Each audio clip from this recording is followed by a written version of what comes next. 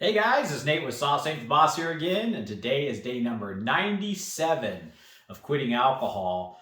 Today I wanted to talk about setting goals for yourself. Setting goals for yourself after you get to a certain point in this journey of quitting alcohol. It's a little hard, I think, to set goals for yourself other than to maybe quit drinking in the beginning because, when you first start this journey, if you've been drinking for a long period of time, your thoughts are probably a little bit clouded from how much alcohol you've been drinking, and just the task and the emotions and the just the funk and stuff that you kind of go through, especially in that first month of quitting alcohol, might not be the best time to set long-term goals for yourself until things kind of settle down, all your hormone levels and dopamine levels and brain fog subsides and stuff like that. So, but I do think you eventually get to a point when you've distanced yourself from alcohol long enough to start setting some really good, positive, long-term goals for yourself. Now, goals could be anything from health goals to financial goals to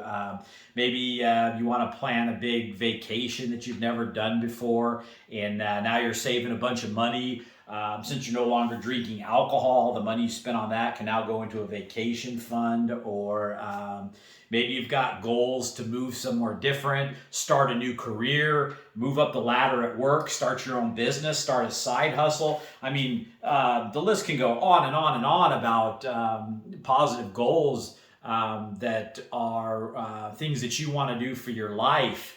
And everybody has different goals that are important to them. Maybe finances aren't important to you, but health is something you really want to focus on. Or maybe you're getting closer to retirement and you want to start thinking about, having a better retirement fund and what you're going to do on your retirement. I mean, so everybody's at a different stage in life and has different interests.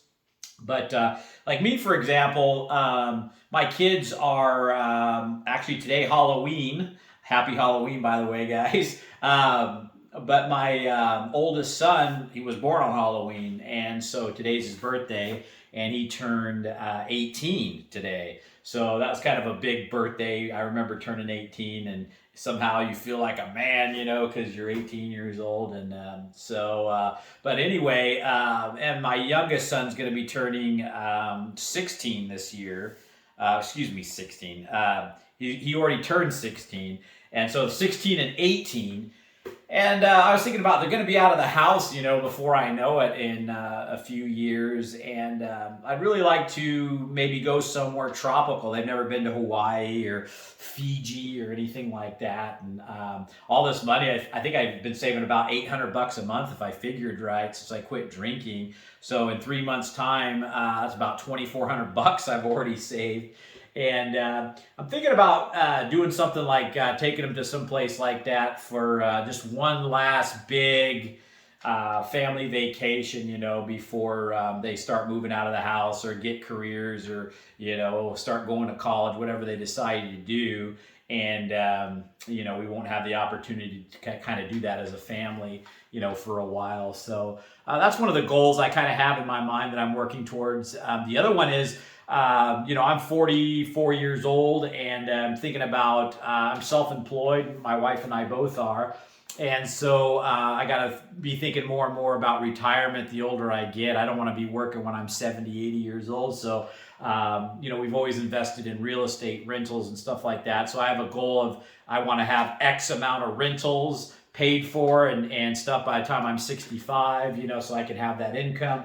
So I'm starting to work towards that goal. And these are all things, too, that probably would have never crossed my mind, or, if I would have worked towards them, it would have been haphazardly when I was drinking. And now that I'm clear-minded, I'm ready to go, And so that's what I'm wanting to tell you guys is you, get... maybe it's 60 days in for some of you. Maybe it's 90 days, 100 days. I'll be 100 days free from alcohol here by the end of this week. And now it's like, okay, I've got a good distance from that stuff. The cravings have really become near non-existent. I still have them every once in a while, but if they are, they're light, and it's so easy to just move on past them, and that kind of thing now. And so I can really start really focusing on the rest of my life. And that's something that when I was drinking, it was more just living for the now, getting that drink and not looking too far into the future. To be honest, like I've said in a lot of videos, I didn't know if I was going to have a future the way my health was going and my drinking being so out of control. And it was just the writing on the wall was not a good story to read, so to speak, as far as where I was going to end up if I kept drinking. And so now that I'm past that, it's like, whoa, I got to start looking at all these other aspects of my life and setting goals. And like I set a goal to do these videos every day for 365 days, and that's been a commitment. Every day I got to carve out time to make sure I do these, but it's important to me.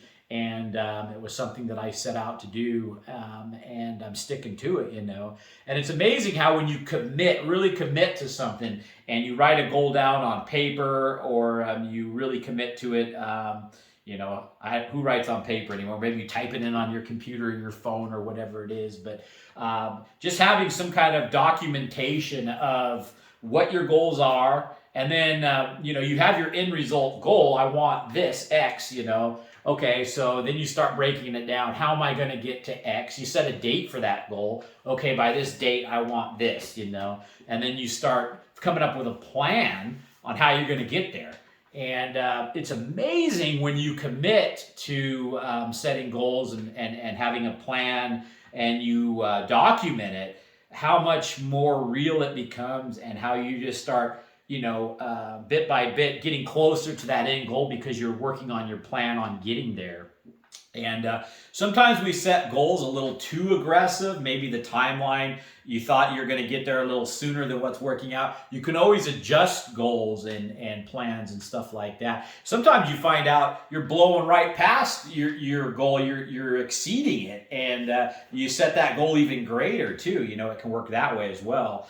And so I just want to tell you guys, that when you get far enough past alcohol, where you start really, living life again without alcohol, it's a great idea to set goals, because what it'll do for you is it distances you even further from your old alcohol life, because now you have things you're working towards. You have positive things happen in your life, and you have goals that you want to reach. And you're going to be occupied too, working on those plans and goals every single day. And that's going to be less time to, if you're one of those that's pining after alcohol or might be tempted to go back to that life, if you set your sights for the future and what you want and keep working towards that, it's just a great way to stay off the alcohol long term, So, wherever you guys are at in your journey, I wish you guys the best. Think about starting to set some goals for yourself, though, once your mind gets clear and you're feeling pretty confident where you're at in your journey against alcohol. And then, I think that's really important, because it's like I said before, and I'll say it over and over again because it really is truly important, is that if you just pull the alcohol out of your life and you don't start working on yourself, that could be other goals, working on yourself. What is it about yourself? Pick 3 things that you don't like about yourself, and what are you going to change? How are you going to change them, But it's like I said, if you don't work on yourself, you don't work on your future and your life, and you just say, I'm not drinking anymore on that, and I'm just going to will myself through it, it's going to be a hard road to stay on, versus completely revamping your life and your future and who you are and your behaviors, and making yourself into and your life into the best that it can possibly be. And this ain't no Tony Robbins, oh yeah, you can do it kind of thing. I mean, really, we all have the ability within ourselves to set goals and to achieve higher than where we're at.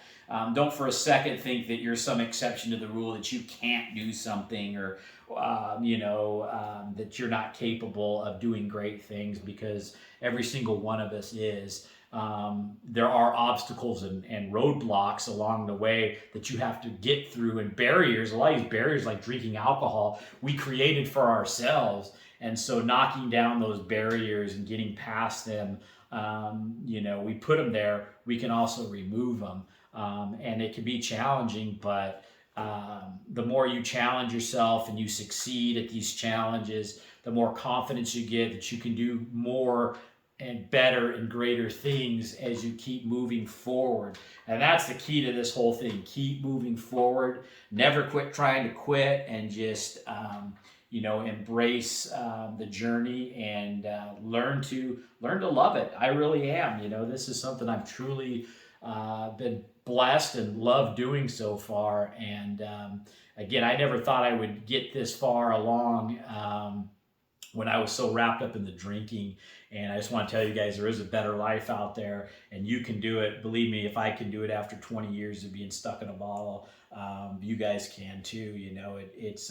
It's just committing and learning as you go. And if you guys need some help quitting, go back to some of my earlier videos. I'll be doing these every day for 365 days, so you can watch my transformation, and that it can be done. I mean, I'm proving this to myself, and I'm proving it to everybody out there that you can be pretty wrapped up in alcohol and quit, and have a better life and better future. And you can quit on your own too. So with that said, guys, remember, sauce ain't the boss. You are. You guys have a great day.